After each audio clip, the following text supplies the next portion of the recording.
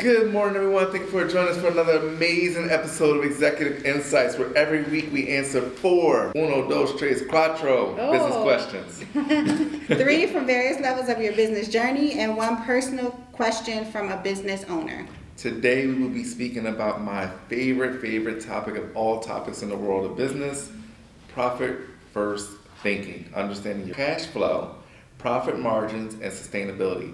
If you don't know, just happen to be joining in for the first time, I'll be your host, Gervais Nelson, CEO of FaceTime, as well as the founder for FaceTime Foundation, alongside my amazing co-host to my right. Yes, hey y'all, I am Marie Rose, CEO of Rosebud Studios and founder of Rose Petals Success. We're going to get to our first question of the day. Marie's going to give it a shot. I'm going to go right behind her. This is for our aspiring entrepreneurs, those who are thinking about starting a business, new to business, like the idea and concept of business. This one's for you. What's the biggest mistake first-time business owners make with their profits? The first mistake that first-time business owners make with their profits, in my opinion, is when they get that money starts flowing in and they get excited, and either 2 things. Either is all their money, right? So they just like, oh, I got enough money to pay all my bills. I got enough money to have some fun. And then those profits are gone because next month may not be the same as this month. Very true. Or they say, oh my gosh, we winning. So we're going to go blow all the profit this month into the business.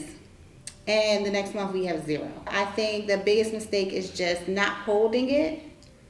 Just spending it because this month was your good month and you just spend all of it, not knowing what your trend is yet. Those are perfect. You say, I'll take another stab at it. So on one hand, you can take all your profits and you can spend it. You can go shopping because it's your money. You earned it. Mm-hmm. Another big mistake that a lot of first-time business owners make is they reinvest everything back into the business. They don't take some out for themselves or set a salary for themselves or pay for themselves. And they end up walking away with nothing. So they end up doing all the work, putting everything back into the business, and they walk away with nothing for all their hard work and dedication. A lot of times people confuse their revenue with their profits. So sometimes they don't understand their overhead expenses. They bring in, let's say, $100,000 that month, but their expenses end up being $90,000. And they assume they got $100,000, and really what they walked away was $10,000. So they overspend a lot of the revenue that they received thinking it's profit and end up in huge debt. So debt is a really big one to look out for, especially those who get advanced credit, capital, or credit cards. That's how they end up in big problems. I can probably dig really deep on that one. But in short, you end up spending money that you don't have, or you end up putting so much back into the business that you don't see all your hard work, if I can keep it short and simple. This is for new business owners, 0 to 2 years. If your business is just breaking even, how can you begin carving out profit without starving the operation? Cut down on your expenses will always help you. So even if you don't make another dollar and you repeat the same month of success, if you can cut back on your expenses a little bit, maybe not get that premium software. We were talking it all off camera. Maybe not get that premium. Go with the starter package. Go with the basic. Go with the pro. And that saves you probably $30, $40, $100 a month. You just trim down your overhead expenses. But I am really big on this one. It took me years to learn, so this is for that 1 or 2 year person. Renegotiate your prices with your vendors and the suppliers. You have the right as a business owner to negotiate that price with the vendor. They'll negotiate a price with you and give you 40 to 60% off. So that's a great way to keep making profit. I mean, you still can charge your regular prices on the front end, and you'll make that much more. That was really good. Do more of the work. So a lot of times we get real comfortable as the boss and we're like, okay, let's delegate. Because that's what they say is the best thing to do in operation is to delegate, right? But when you are short staffed, when your funds are short and you need to cut back hours, that is not only for big businesses. That's for small businesses too. And if you are anything like me, and I heard Gervais say this too, that we learn the job before we delegate the job. So we know how to do the job. We just may need to put in a few more hours this month to cover the jobs that we can't pay for this month. Scale back a little bit so that you begin to see a profit. Not only on just your premium subscriptions, because that's something that you should do for that month or 2, but there's a lot of things in business that we pay for when we don't realize we pay for. because you start something and then you may need it for that time, but now you done moved on and got distracted. I do it all the time. And if I had like a system that just runs through, or I personally run through 1 month and see, why am I paying for this? I haven't used this in months. You realize that you can save money back that way. Do an evaluation of your expenses.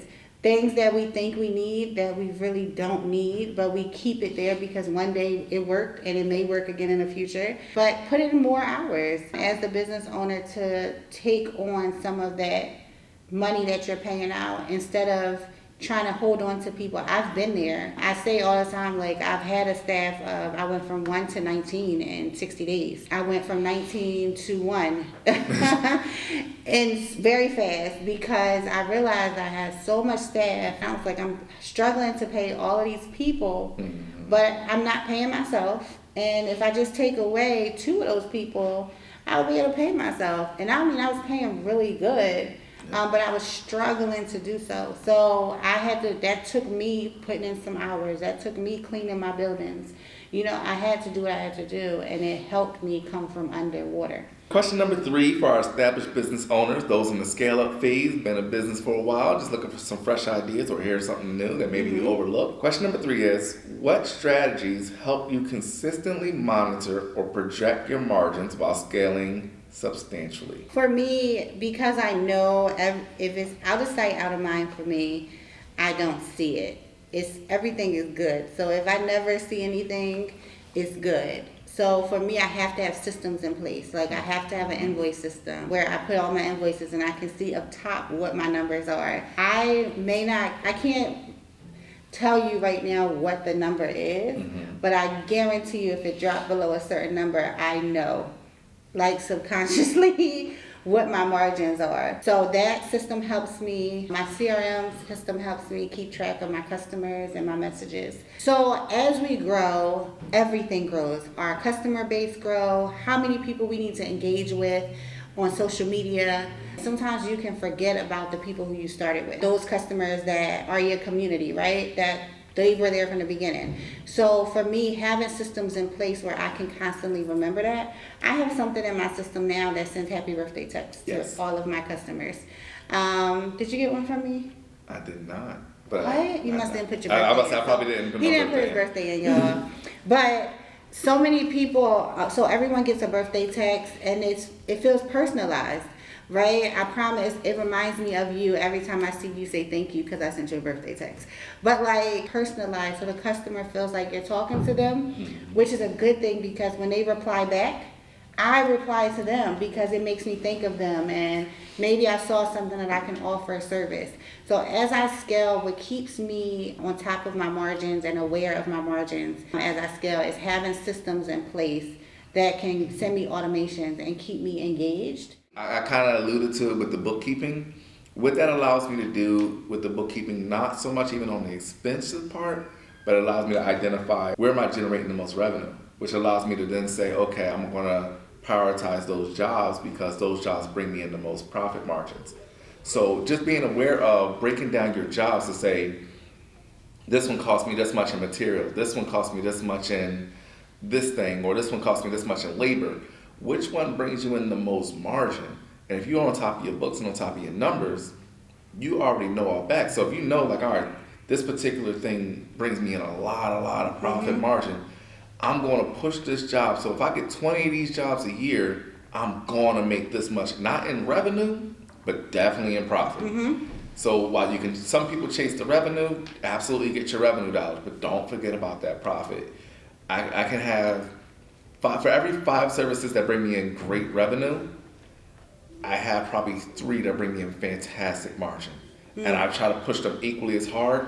And I just want to get, instead of the 3 of those jobs, if I get 3 to 5, 3 profit jobs, 5 revenue jobs, I need to double that. I need to double it. I need 10 profit jobs for every 5 high revenue jobs. Because on paper, it looks good, $100,000. But over here, this $20,000 looks tiny. But out of that $20,000, I'm bringing home 16. That's all mine. It just makes more sense. Opposed to this $100,000, once you're done buying all your material, paying for all your labor, need all the people, need all your equipment, need all your tools, you probably walk away with about 8. That's a big difference. So I'd rather get a lot of 16s than all the 100,000. So that's just one of them. But you got to be aware of what makes you the most margin. All right, the last question. How has adopting a profit-first mindset changed the way you make decisions? You just said this. You really, both in business investments and in your personal life as a leader. I feel like you have really spoke on this profit-first mindset.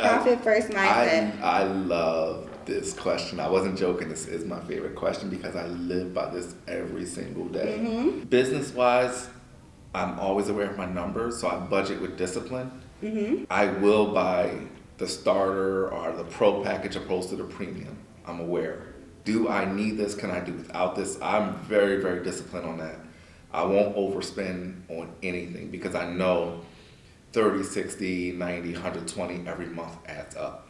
So I'm always front load thinking ahead. Like you really have to convince. I'm impossible to sell to. I either want it or I don't. Very few people can force me to buy anything on the business end. But I think it kind of coincides because I'm that way on the personal end too. I'm very intentional about my lifestyle choices. I'm pretty low budget, low maintenance. I don't require much. I have everything I need type of person. I don't really wear labels or name brand stuff. But at the same time, you'll see me go out to a nice restaurant. So it's like I buy the things I want. And not necessarily all the things that society tells me I should have. Like society will tell you need 19 employees, 20 employees, 50 employees. Like when you start getting business, start getting more people. And it's like, why? What are they bringing back? And we've been there. We've all been there. You have to go through that to realize, I don't need that. You don't need that. I need maybe 4 of them and a great automation software and a great AI assistant. That balances out. And all the rest of the profits come back in as long as your cash flow and you can do the thing with start building your investment portfolio. So I like to do any additional profits. I like to have my additional profits to make smart investments long term. I think that's probably the better answer. Any profits I have, I like to make smart investments long term. That's my answer that I'm going to stick with on the business and in personal. So I found a quote, and it goes right with what you just said. 75% of a watermelon is better than 100% of a grape. There you go. And when I heard that, I was like, what? Yes, because usually we focus on the percentage. But 75% of a watermelon is hell of a lot better than 100% of a grape. Exactly. With that being said, I appreciated that quote. Now, for the profit mindset, right? I struggle with that. Jovais is in his own world. You see, he said, like me, because me, it doesn't take much to sell me things. I think everything that has stars is like the dopest thing ever. And sometimes I have to learn from, like, I learned in business to step away, go think about it, Marie, before you go make this decision. Because before, what? I'll be like, all right, if this fell, I'm about to revamp it, figure it out, and make it work for me. But no, I had to learn I can't do that because how is this going to benefit me long term? I feel like a lot of the things that we talked about, like how people say you need about 10, 20 employees. Right. And the way things are working now, I can definitely have 20 employees. You know how? AI is now able to be a part. They are working now as an employee that works 20 hours a week. I can have a different AI employee that is not on a W-2, that's not a 1099, handling different aspects of my business that will allow me the freedom to do what I need to do to run my business. And that is equivalent to 20 real bodies that was like 20 years ago that people said we had to have.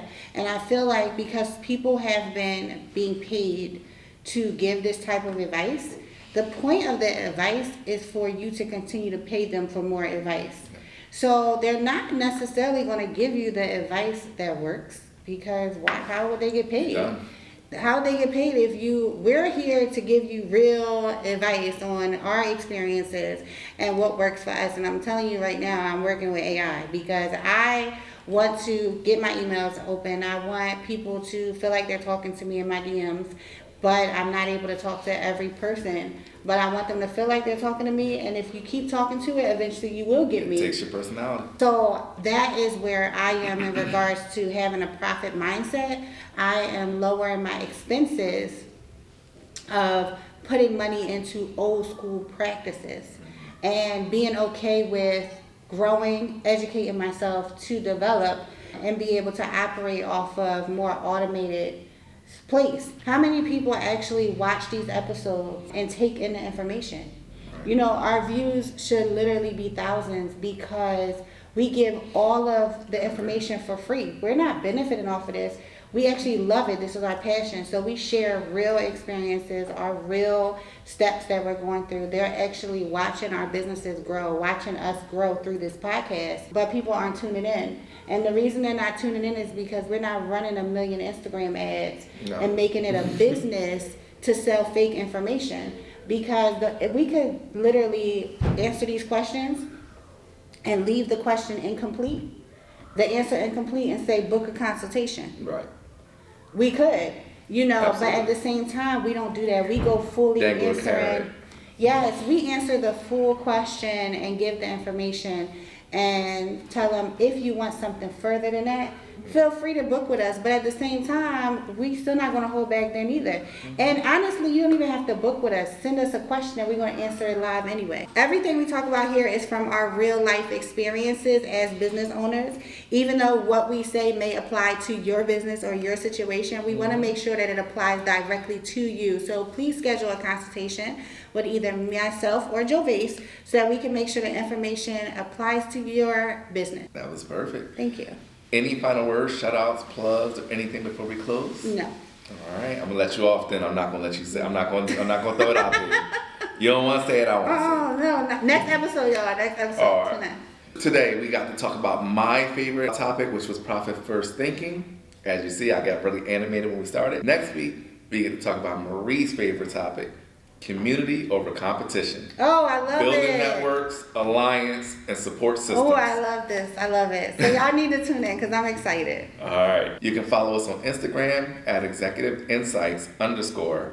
Stay inspired. Never stop creating. See you next week. See ya.